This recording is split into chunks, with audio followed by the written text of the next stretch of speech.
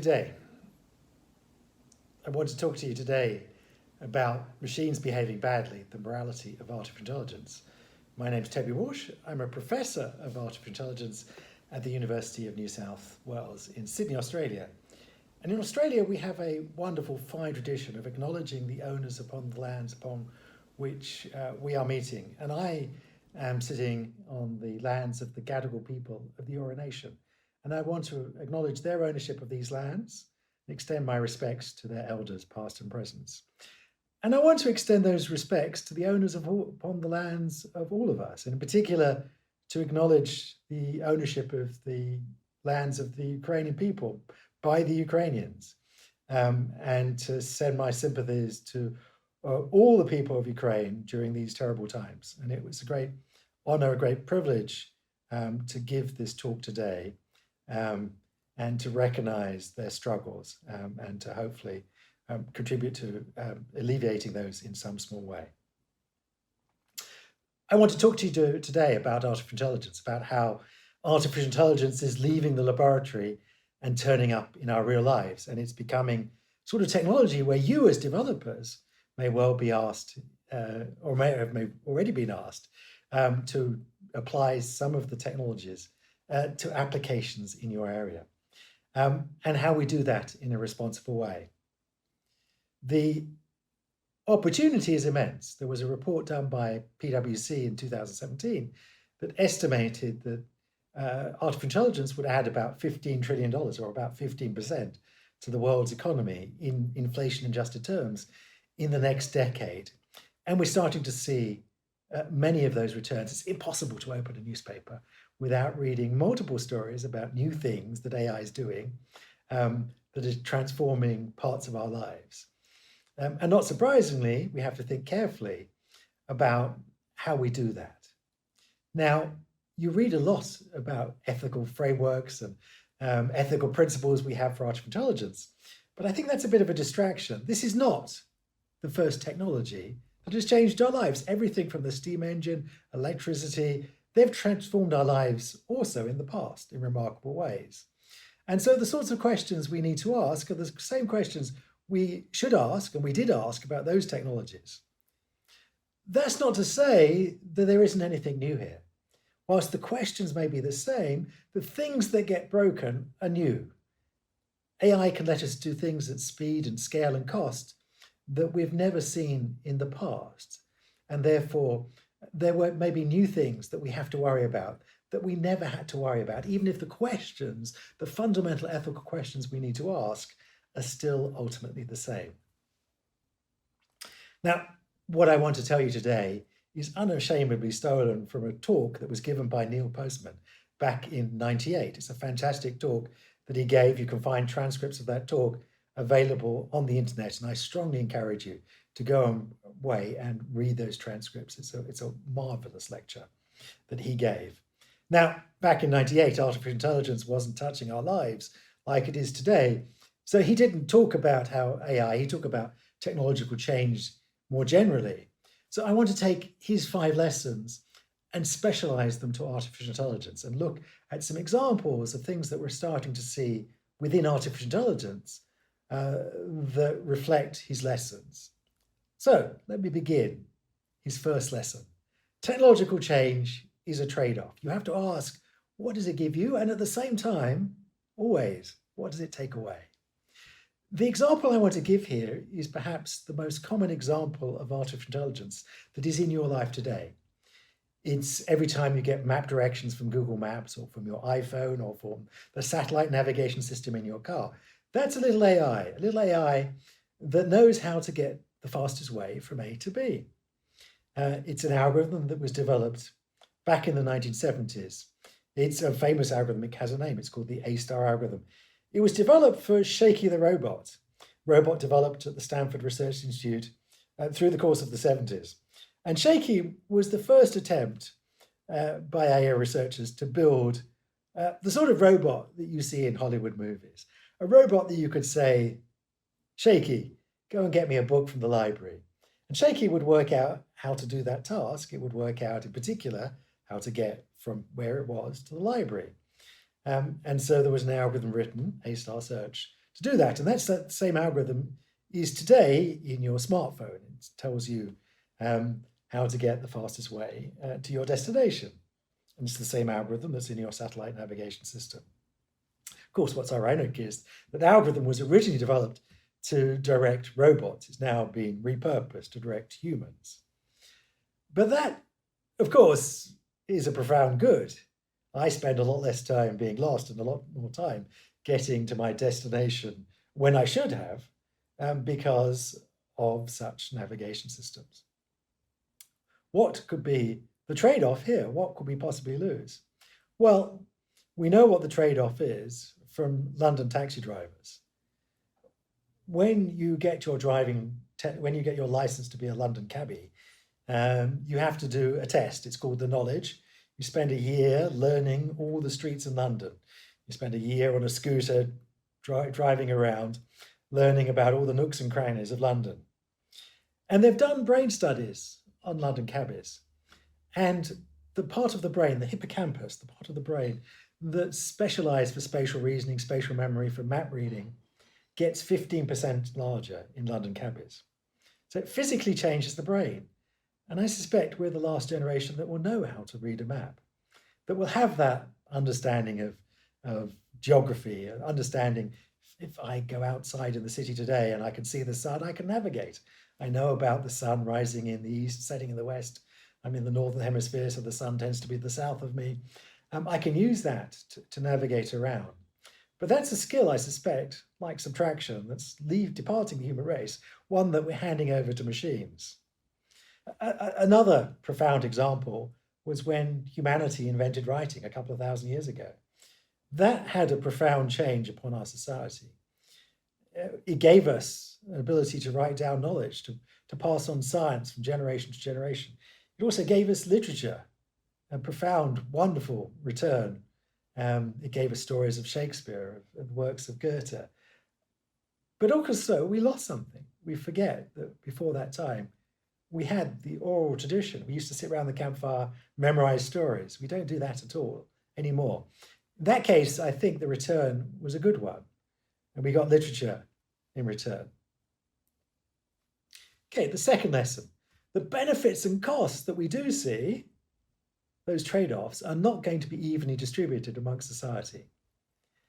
Let me give you an example. Suppose you were asked, as you may well be, to write an algorithm to assign credit limits to prospective customers for a bank.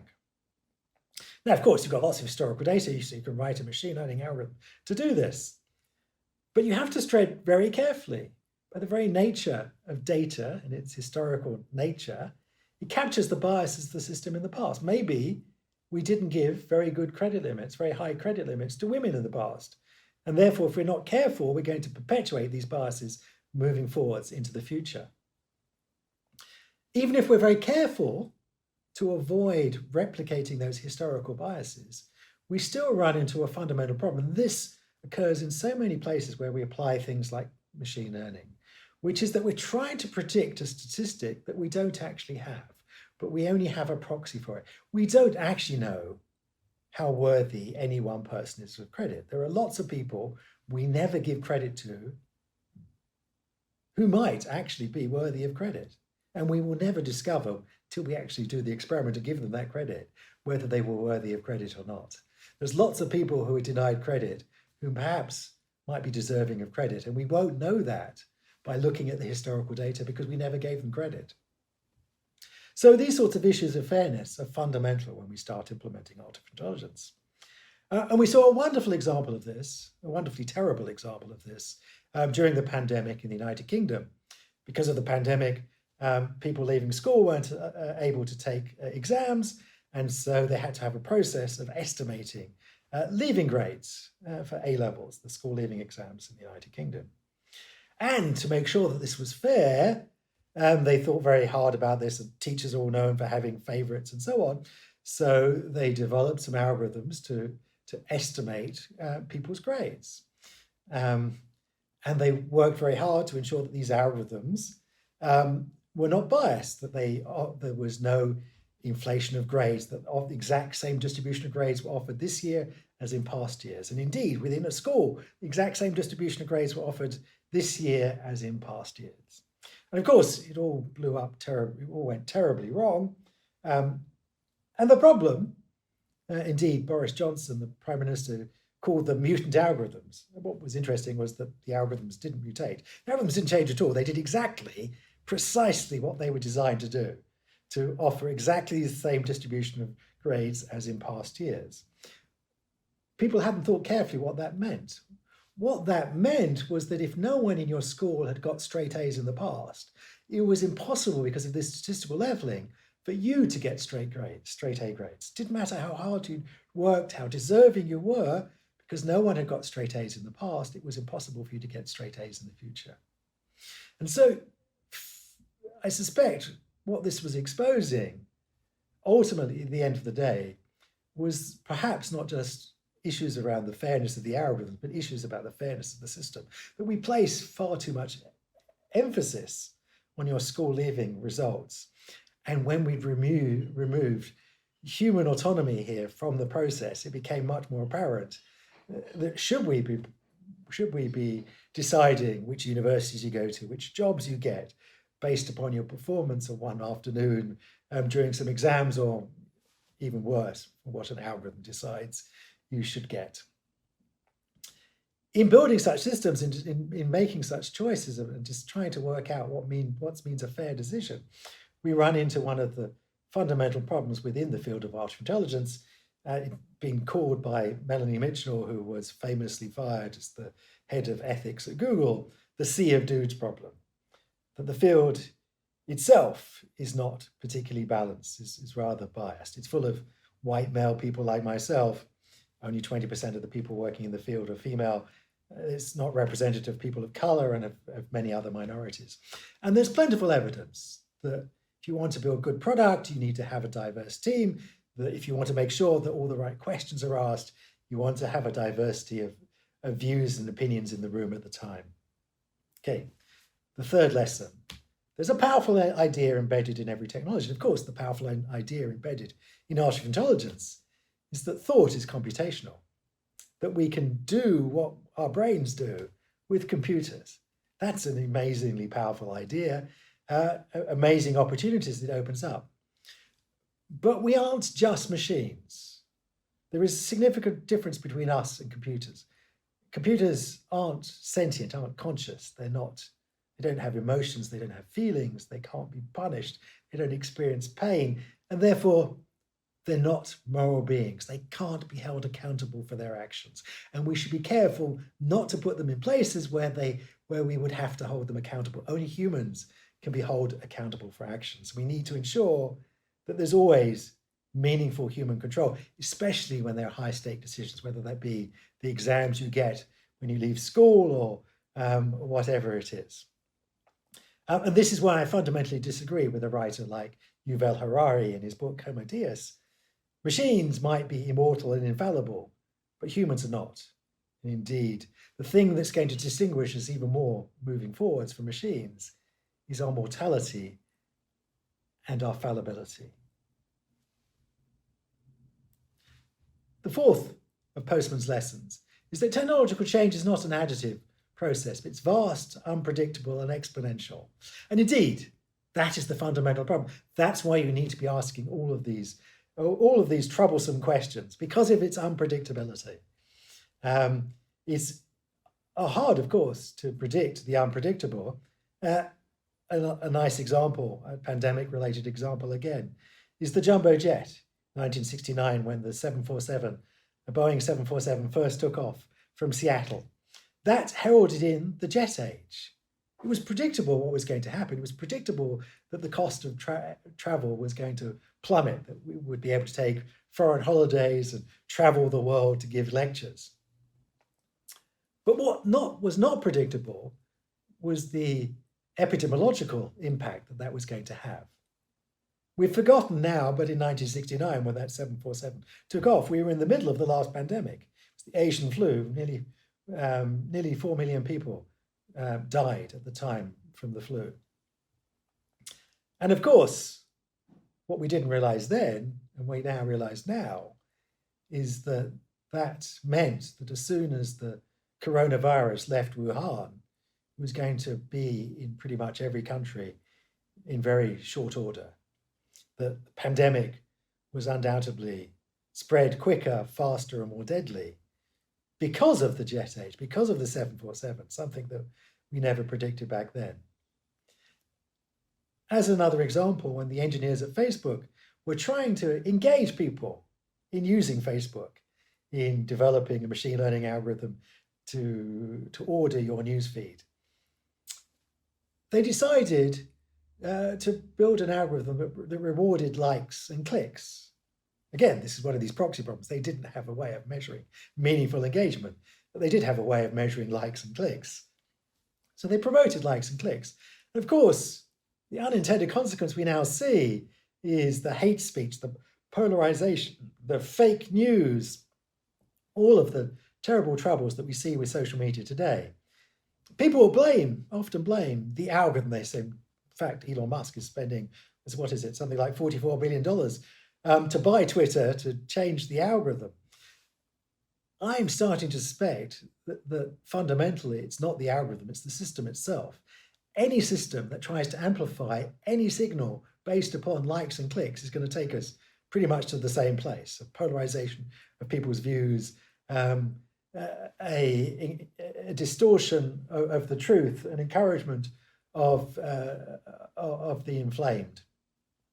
And of course, we saw this terribly with Cambridge Analytica. We've seen the terrible impact that it's had. It undoubtedly probably swung at the presidential election in the United States. It almost certainly swung the Brexit referendum in the United Kingdom.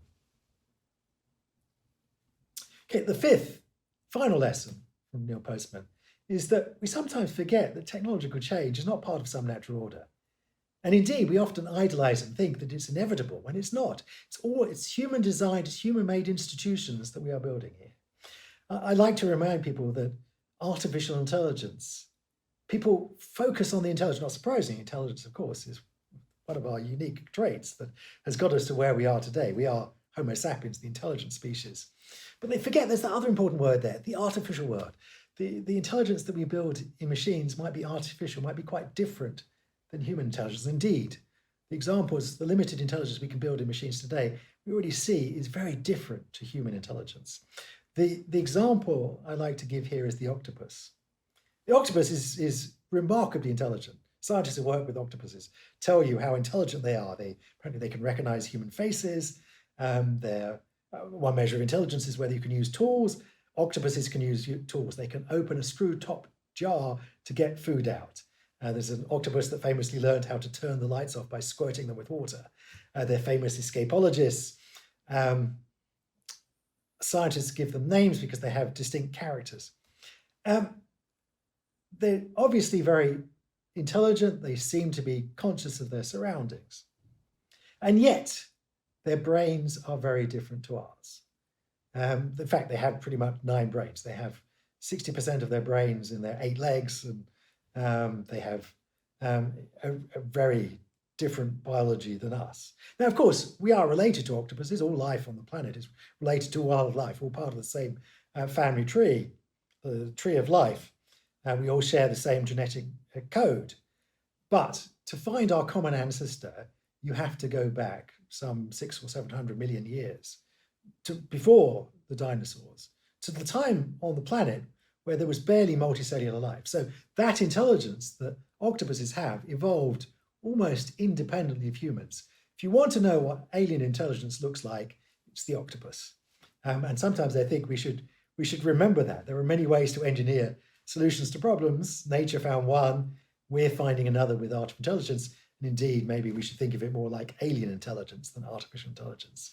Another fantastic example is natural flight and artificial flight. Natural flight, stuff that birds and bees do with flapping wings and feathers and all that. Artificial flight, the stuff we do in aeroplanes that got me here, with a fixed wing and a large jet engine. Completely different engineering solution. Same physics underneath, the same Napier-Stokes equations, but a different, arguably better solution that humans have engineered, that gets us further, faster, using less energy than the birds, but a completely different solution. And a nice example of this was seen when Garry Kasparov, the world chess champion, was beaten by IBM's Deep Blue computer back in '97. And he famously said he could smell a new form of intelligence across the table, across the chess table from him. And so I want to end there, and we're going to have a few questions. And just to say more, if you want to understand more, I encourage you to take a look at some of my books. They're available in a multitude of languages besides English, including German, Polish, even Russian. The most recent, Machines Behaving Badly, which looks at all of these questions I've looked about, and the other book that I wrote just before that, 2062, which is looking more into the future, looking at what will happen to society as a whole when we have computers that are as intelligent, indeed, more intelligent than us. So thank you very much.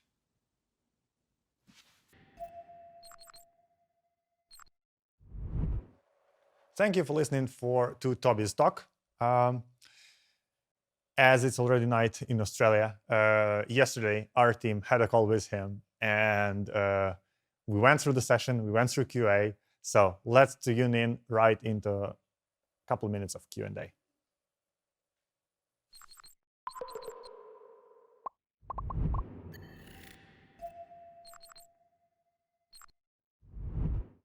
What do you think is the biggest threat that comes from unregulated AI? Well, perhaps the biggest threat, I think, is its use in warfare. And I've been very vocal about that. And sadly, we're seeing some of those weapons starting to be used in Ukraine. That's going to be a terrible way to fight war. But also we see it in other ways. I mean, we saw it again, actually, sadly, in the Ukrainian conflict, the use of deep fakes to send political and other messages. There was an example where the Ukrainian president was supposedly calling upon the armed forces to resign, and it was, of course, completely fake. It was a synthetic video trying to persuade people to surrender. Unfortunately, it wasn't that good, and so it was quite easy for people to see that it was fake. But we're going to see other things like that, the use of artificial intelligence by bad actors in political campaigns to persuade people in ways that are going to test our limits. And do you think people can be more prepared to deal with such technology? Do you think people can be more trained to like spot deep fake? What needs to happen, which is that people have to be educated and be prepared to be skeptical and to question the source of material.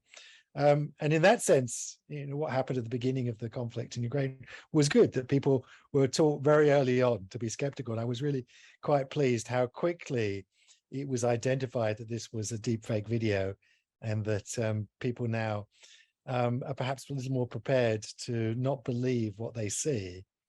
And it's certainly going to be the case. I think I say in my book, it will come to a point in the future where unless you were there in person and you saw it with your own eyes, you can't necessarily trust it. You have to ask careful questions about what is the source of the material?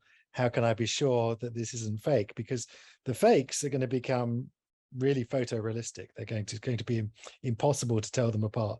What do you think are like the actual practical advices for developers who are building, who are training models, who are building specific use cases using machine learning to actually prevent bias and to make sure that the models they built are more fair?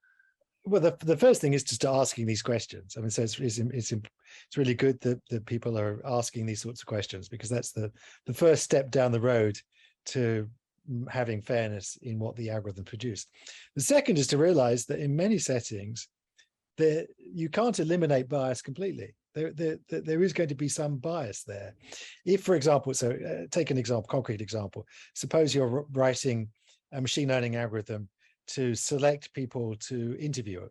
And Amazon did this. They wrote an algorithm to scan through all the CVs. They receive far too many CVs every day to look at them, all of them. And so they decided to write a machine learning algorithm to try and select a small number of people to interview. Now, you're selecting a small number of people out of a big set. That's a bias. You want it to be biased to the people who are most worthy of getting the job. Of course, you don't want it to be biased to the men and against the women. And unfortunately, the algorithm, machine learning algorithm that Amazon wrote, turned out fatally to be biased against women, despite the fact that they worked very hard to try and remove the bias. But because historically more men had been hired by Amazon, more men had been promoted by Amazon, it picked up those biases. And they were, despite the fact that they didn't include gender as one of the inputs, it still was nevertheless, fatally biased. And eventually they just threw the algorithm away. But, ultimately you are going to be selecting a small number of people who get to be interviewed. And you have to ask yourself, is it biased in the right way? Is it biased towards the people, for example, who have the best school leaving grades or the best university grades? Well, even that's not completely without its troubles. We know that the exam results, there's a socioeconomic bias towards people who come from wealthier homes than people who come from poorer homes. So you can't just bias it towards exam results, because that will bias against poor people. You'll say you won't ever hire poor people because they didn't have the opportunity to go to those good schools or go to those good universities. So ultimately, these are deep fundamental societal questions. They're not technical questions. They're about, well, what is the acceptable criteria to select people for a job? The third piece of advice I would share with your listeners is one way to help with this is to ensure there's a diverse team helping you develop these products.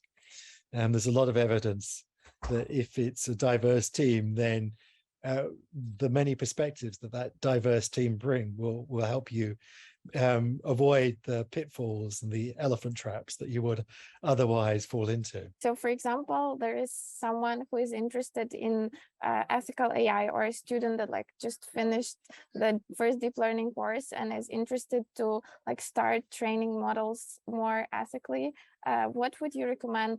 Is there a good place to start, or is it right now there is not too many resources on this? Well, of course, there's a really great place to start, which is to read my new book, Machines Behaving Badly, and that will help you understand some of the risks. But that's not a book, that's not really a technical book. It's written really for a wide audience. There are no equations, there's no code in the book. But in terms of resources, there's starting to be some online courses. There is an ethics course, a free online ethics course that the Elements of AI team have put together. So that's a really introductory, it's very basic stuff, but that's a good place to start. And then the reading materials in that course. So that's you could sign up for that for free online. It takes a couple of hours.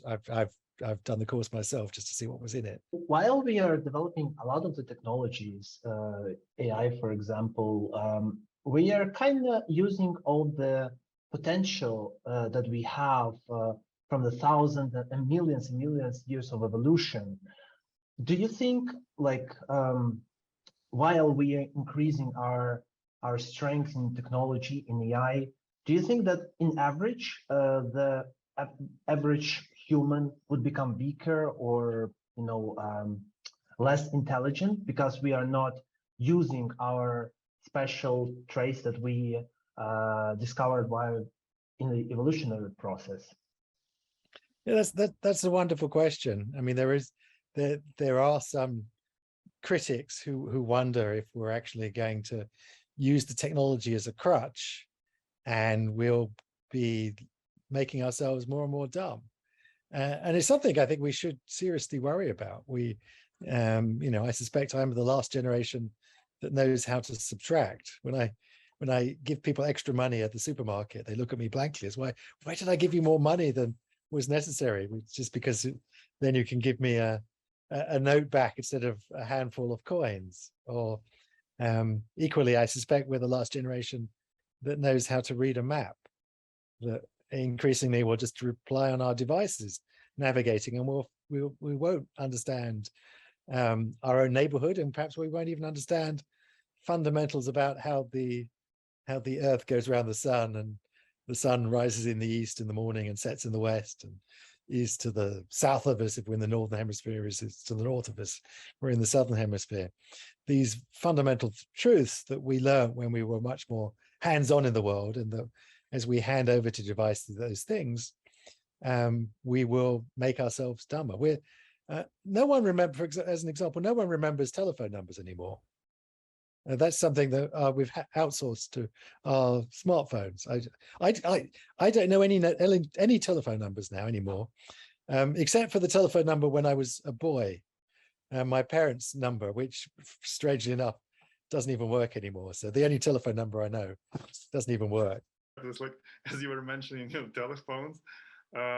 Recently, I spent a lot of time at home in my hometown where I grew up, and we still have this old type of phone there, a rotary telephone, yeah, with the disc.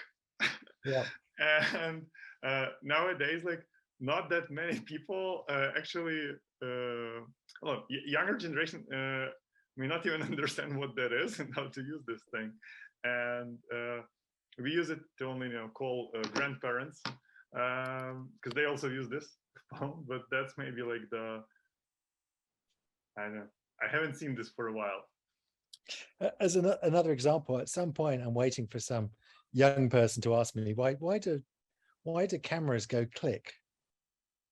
Because there's no reason why they, there's no mechanical reason that they go click at the moment. They used to go click because they had a mechanical shutter that went click, and we kept that. I mean, that was actually quite a good thing to warn someone your photograph's being taken, right? So, but at some point, people are going to forget why was it the cameras go click as opposed to ping or any other noise, or why do they make a noise at all? I remember having a talk maybe a year ago with a child of my friends. She's like 4 years old, and she asked me about the same old phone with the wire. She thought that it was some kind of little shower for little children. Like you can just use the water, but she doesn't understand why it doesn't have any wires that you can put pipes with water. And it was hilarious. Technology is very different nowadays. Yeah, well, there's this funny psychological idea, which is that any technology that existed when you were a child, you sort of assume always existed, and you don't realize that your parents perhaps didn't even have that technology. That young people today assume that there was always the internet, whereas when I was a child, there wasn't the internet. It was still to be invented. And it's interesting to think, what will children who are born to our children think has always been there, but it was actually only invented just for them. Okay, well, I hope it's a great success, and I hope you raise lots of money for these worthy causes. Let me know how it goes.